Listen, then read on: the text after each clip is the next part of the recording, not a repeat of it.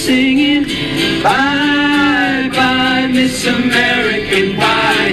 Drove my Chevy to the levee, but the levee was dry. Them good old boys were drinking whiskey and rye, singing, this'll be the day that I die. So welcome to a special episode of It's Judges Live. We're going to take a look at how we score the runs in freestyle skiing and snowboarding contests. I'm Gaz Vogan, UK snowboarding judge, and I'm here with UK free ski judge Chris Maven, who is the host of The Chris Maven Show! People often seem to get confused about how they did such a killer run in the contest, the best they've ever ridden, but get such a crappy score for it.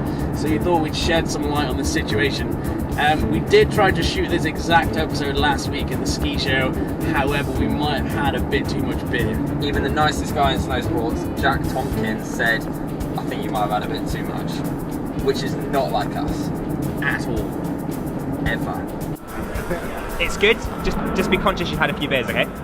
So we are on our way to Edinburgh for the British University Dry Slope Championships, or BUDS. We're going to be in this van for about 8 hours, so now seemed as good a time as any to talk through this and film version 2. And the beauty of this scoring system is it can be done from anywhere. You don't even have to be at a contest, we can do it from the van, from a plane, or even from a Wetherspoons. Because let's face it, as judges, all we're thinking about is where the next beer is coming from. So this system creates a score using the difficulty, amplitude, execution and landing of the trick. So with the difficulty, I'm going to roll this little dice. This is a standard 6-sided dice because we don't want people thinking we're biased or that anything's randomly generated. So we're going to get a score of 1 to 6, that difficulty level, and then to determine the execution of the run, I'll pull out 2 cards from this pack of special Scotland cards, because we are going to Scotland for this competition. If the cards are a pair, then the score gets times by 12. If they're the same suit, then the score gets times by 10. If they're consecutive numbers, they get scored by 8. And if there's no relation but there's a picture card, the score is times by 5. And if they're 2 crappy cards, like a 2 and a 4 or whatever, that aren't related, the score is just double because it obviously shows poor execution from the run. So for the amplitude, we're going to add on the value of those 2 cards, add it together, and the landing is pretty simple. We're going to flip a coin, and if Mavin calls heads or tails, if he calls it correctly, they get an extra 10 points added to the score, like he kindly demonstrated. If he calls it wrong, then it means that the rider's bailed, so the score gets completely halved.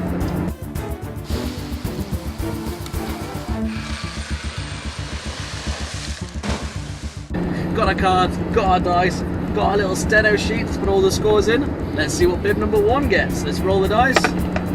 It's a 5, pretty good score, quite a tech run. I pull 2 cards out of the pack. That's an ace and a 2, but they're both hearts, so that is the same suit, which means that 5 gets times by a score of 10. We're giving the guy 50 at the moment. Let's toss the coin. Marvin, you ready to call it? Tails! It is tails indeed. That score goes up to 60, which is incredible, and we haven't done the amplitude either. So those 2 scores added together, the ace is 11, the 2 is 13. 60 plus 13 gives a score of 73! Perfect, cracking run to get away with our first person, 73. Head judge, could I interject for a moment? Of course you Could I can. please have a Red Bull? Here we go, Judge. Thank you.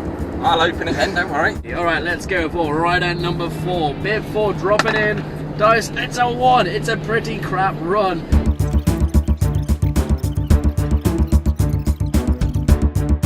Roll the dice.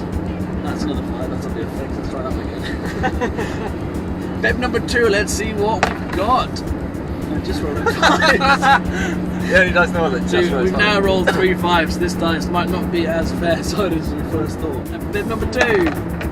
It's 3! Wicked. Let's pull the 2 cards out for the execution. They are both hearts again. It's almost like this is a brand new pack of cards at the service station. And someone hasn't shuffled them! Key judging point, always shuffle the cards.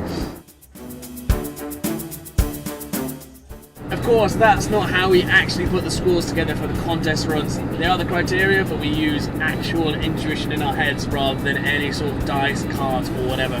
But we did have a long journey to cover, so we thought we'd try and pass the time in quite a fun way. We've now just arrived in Edinburgh, so we're going to have to go set the clipboards, set the features up, etc., brief the staff, brief the riders, and get things rolling. And of course, we get to have beer. Thanks for joining us for this special episode of It's a Judge's Life.